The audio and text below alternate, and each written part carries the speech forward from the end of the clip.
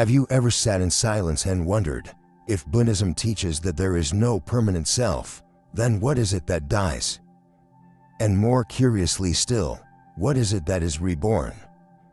If there is no unchanging I, no lasting identity to hold, then who carries the thread from one life to the next? Isn't rebirth meant to imply some form of continuity, some soul, some essence that moves through time? This is not a question of doctrine alone. It is a question that has lingered in the hearts of monks and mystics, scholars and seekers alike. A quiet riddle that echoes across lifetimes. If there is no self, then what is it that continues? Today, let us walk together, not toward an answer to grasp, but toward a way of seeing that softens the need for answers. By the end of this reflection, you may discover that what truly continues was never you in the way you once believed. And in that discovery, a gentle freedom may begin to bloom. Welcome to Lotus of Dharma, where the timeless teachings of the Buddha meet the quiet questions of the modern heart.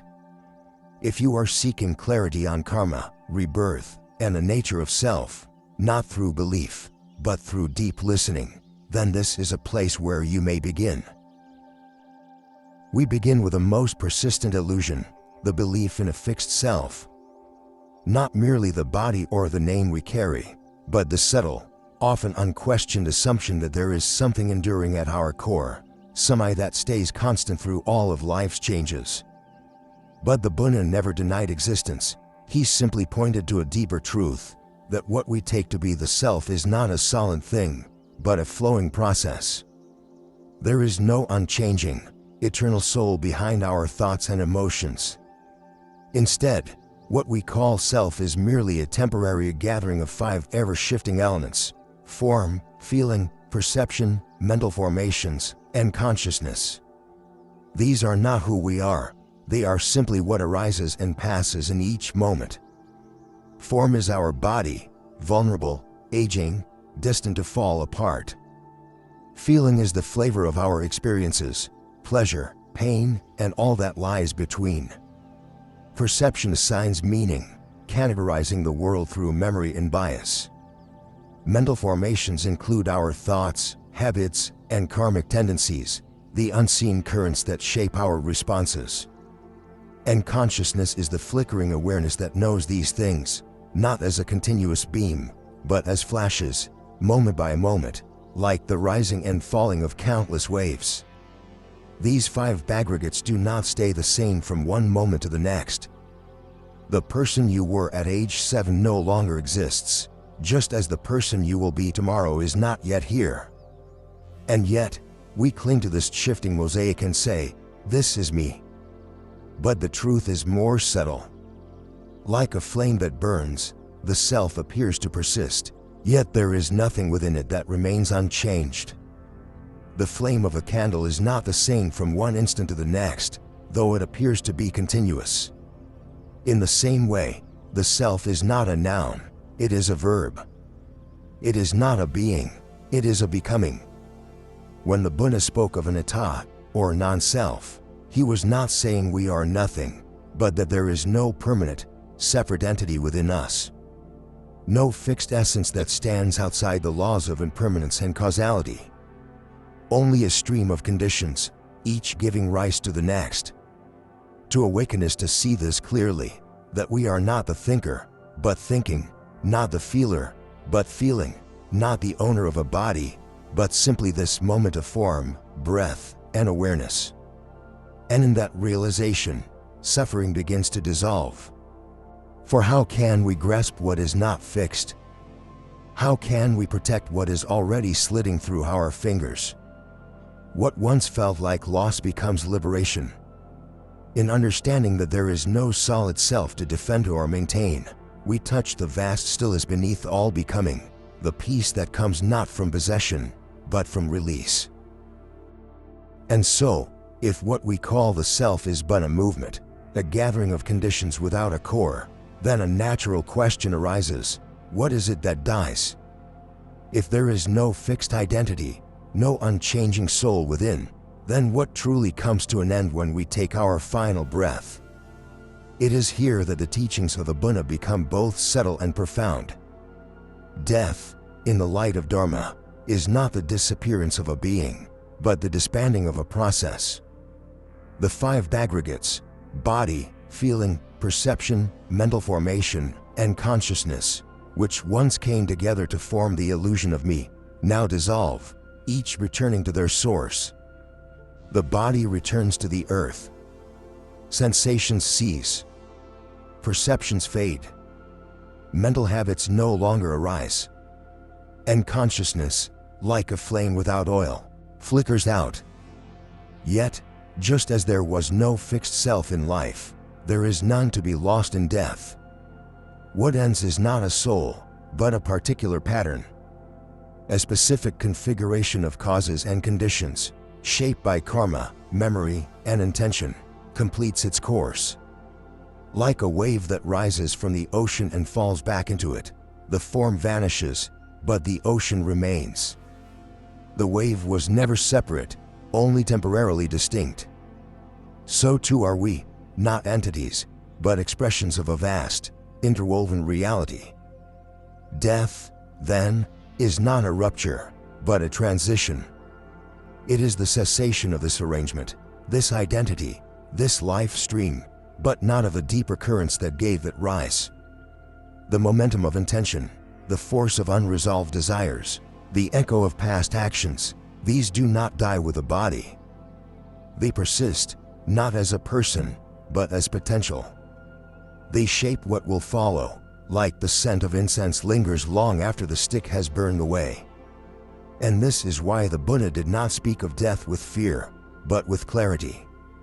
For the wise, death is not the end, but a door. And if there is no one who truly dies, then there is also no one who is truly born. There is only the play of causes, the unfolding of karma, the dance of arising and passing away. To see this is to loosen the grip of fear. To live with this understanding is to begin dying before death, not with sorrow, but with freedom. If there is no one who truly dies, then what is it that is reborn? This is perhaps one of the most delicate and easily misunderstood teachings in the entire Dharma. For to the untrained mind, rebirth sounds like the passing of a soul from one body to another, like a traveler changing clothes. But the Buddha never taught of such a traveler. He taught of continuity without identity, of cause without a fixed carrier. What is reborn is not a self, not a soul, but the result of causes, the karmic momentum that has not yet come to rest. Imagine striking a bell. The bell rings, and even after the hand is still, the sound continues to ripple through the air. No new force is added, yet the vibration lingers. In the same way, your thoughts, actions, intentions, they create waves. And though the body dies, those karmic ripples continue to reverberate through the fabric of existence. What arises next, in another body, another time, is not you in the way you once thought, but the echo of your choices. This is why we do not speak of reincarnation, but of rebirth, not the return of a being, but the unfolding of conditions. Just as flame from one lamp may alight another, the second flame is not the same, yet without the first, it would not exist. The life that follows is not a continuation of self, but of tendencies, the unfinished seeds of craving, aversion, ignorance, and sometimes, of wisdom and compassion.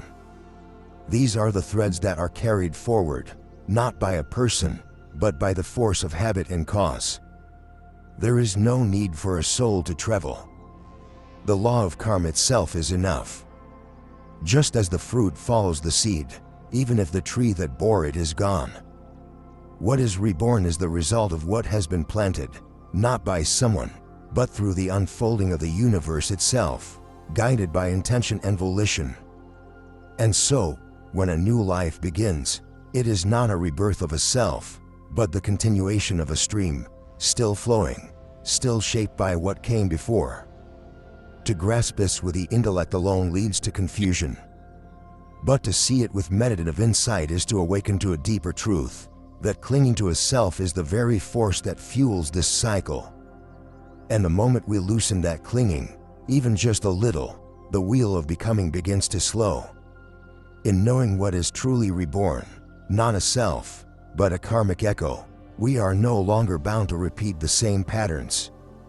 In this understanding lies the key not only to rebirth, but to liberation.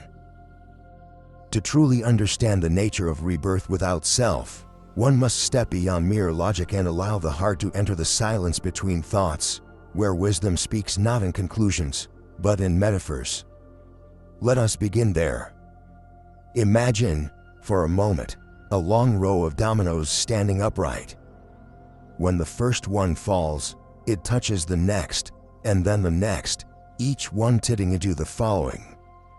The domino that falls is not the same as the one that rises, yet the motion, the energy, the consequence, continues without interruption.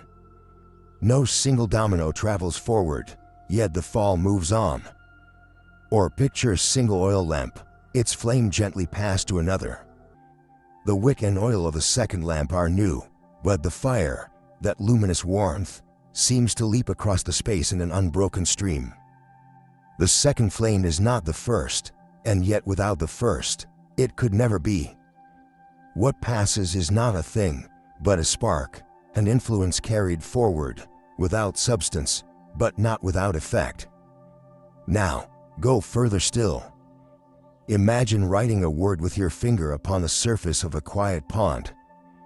The water holds no shape, and yet as the letters dissolve, a ripple spreads outward, invisible hands shaping the stillness. Though the form is gone, the impression continues. It touches what comes after. The pond remembers, though no script remains. This, the Buddha taught, is how rebirth unfolds. Not as the return of an entity, not as the journey of a soul, but as the continuity of influence. A pattern carried forward by conditions, not identity. A stream without a swimmer. What continues is not you, not the story you tell, nor the body you wear, but the echo of your intentions, the fragrance of your actions, the momentum of your mind. In this way, life bends into life, moment into moment, not because something travels, but because the flame was never separate from the fire. When we cling to the notion of "I am reborn," we remain caught in the illusion of permanence. But when we see clearly that there is no one to be reborn, only a continuation of causes, the heart opens to a quiet freedom. The wheel of becoming turns, not because of a self, but because of ignorance, craving, and the unfinished echoes of the past. In letting go of self, we do not vanish, we awaken. And so we arrive at the lingering question: if what continues is only influence, if there is no self that crosses from life to life, then, is that still you? The mind, conditioned to grasp, still seeks something to hold. We want the flame to be ours, the ripple to carry our name, the domino to remember its fall. But the Dharma invites us to look more honestly, more deeply, to ask not what is mine, but what truly is. When you awaken each morning, are you not already a different person from the night before? The thoughts have shifted. The body has aged. Memories have faded or rearranged themselves. Yet something continues, not as a fixed being, but as a current of consciousness, shaped by yesterday and flowing into today. This continuity is not identity. It is causality. In the same way, the rebirth of what we call you is not the return of a self, but the unfolding of a stream. A karmic echo, born not of ownership, but of conditions. And though the mind cries out, "But that's not really me," the Dharma gently responds, "It was never you to begin with." Consider this: when a seed falls to the ground and gives rise to a tree, is the tree the seed? Not exactly. But without the seed, the tree would not be. The form is different, yet the connection undeniable. In this same way, the next life is not a repetition, but a consequence.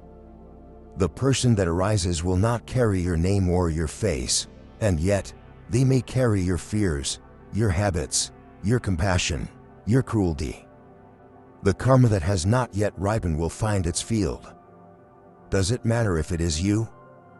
That question itself is born of the illusion of self. What matters is not identity, but responsibility. For while no soul endures, the consequences of every action do. What you think, say, and do echoes far beyond the boundaries of this body. And so the Dharma does not teach us to cling to continuity, but to meet each moment with care, because what you put into the stream shapes the next arising, even if no you survives to claim it. The beauty of this truth is that it cuts both ways. If there is no fixed self, then you are not condemned by your past, nor chained to your mistakes. You are free, moment by moment, to incline the stream toward awakening, toward stillness, toward peace. And when the illusion of a permanent self falls away, what remains is not despair, but boundless possibility. And now, having seen that there is no enduring self, and yet something continues, we may ask, what about enlightenment? If there is no I to be reborn, no soul to progress, then who awakens? What is it that attains nirvana? This is where the Dharma turns inward, not to provide more answers, but to unearth the very nature of the question. For to ask, who awakens, is again to assume there is someone, an owner of wisdom, a doer of insight, a self behind the seeing. But the Buddha did not awaken because he became something. He awakened because he let go of everything he was not. Enlightenment is not the reward of the self, but the disappearance of the self. It is the end of clinging to identity, the release from becoming. It is the flame that no longer grasps for fuel, and thus goes out, not into darkness, but into peace. We call it nirvana, not as a place or a realm, but as the quiet cessation of the causes that keep the cycle turning.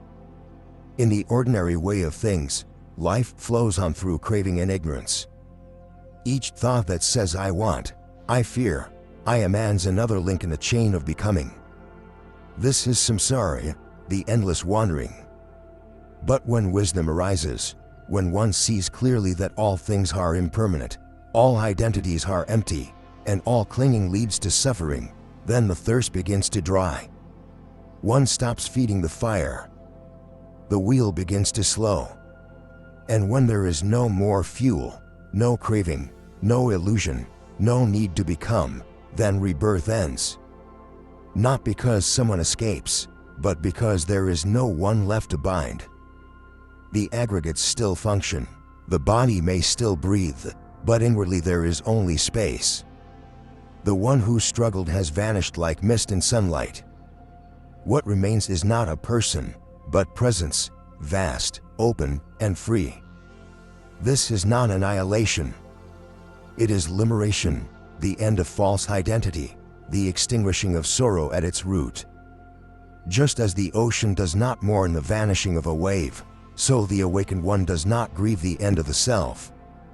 For what was lost was never truly real, and what remains cannot be named. Enlightenment, then, is not something you achieve. It is what becomes visible when the self falls silent. Like the moon reflected perfectly in still water, the awakened mind is clear not because it possesses more, but because it holds on to nothing. And in that silence, that total relinquishment, there is peace that neither birth nor death can disturb. Sometimes, even the deepest truths remain distant until life places them in our hands, gently or not. I once met a man who had spent many years as a soldier. His eyes, though calm, carried a shadow, a weight that silence could not hide. He came to the monastery not seeking religion, but rest. He told me, I've seen too much, and yet I still carry it. I don't know who I am anymore, but I can seem to leave who I was behind. For many months, he simply sat. No chants, no questions, just breath and stillness. One evening, while sweeping fallen leaves from the stone path, he asked me, if I'm no longer that man, the one who held a gun, the one who made mistakes I can take back, then who am I now? And if there is no fixed self, why do I still feel the pain? I told him gently, you are not that man, not anymore. But the karma of his actions, the echo of his choices, still flows through this stream. Not to punish you, but to be met with wisdom. You are not the flame that burned, but you can become the light that heals. He wept, not out of shame, but from the strange relief that perhaps he no longer needed to be the sum of his past. Over time, he no longer spoke of atonement, only of awareness. He became kinder, quieter, more present with each moment, not trying to redeem a self, but to live without clinging to one. When he passed some years later, there was no fear in his breath. Only peace, the kind that comes not from forgetting the past, but from seeing through it. This is the path the Buddha laid before us, not a journey of becoming something new, but of letting go of what was never truly ours.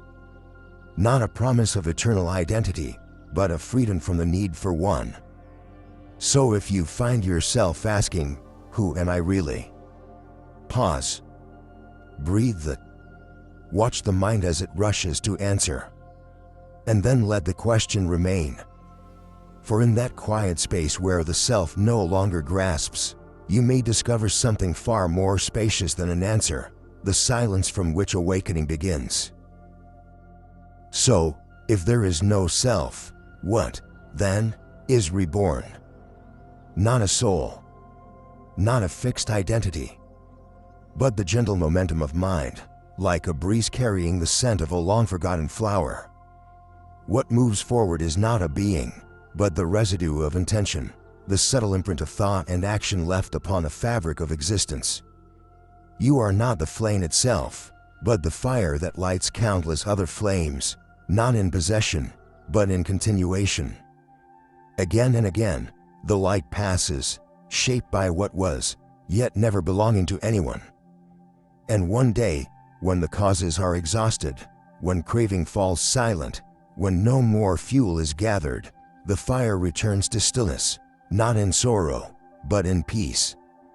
If these reflections have touched something quiet within you, a space beyond questions and answers, then let them settle like morning mist on still water.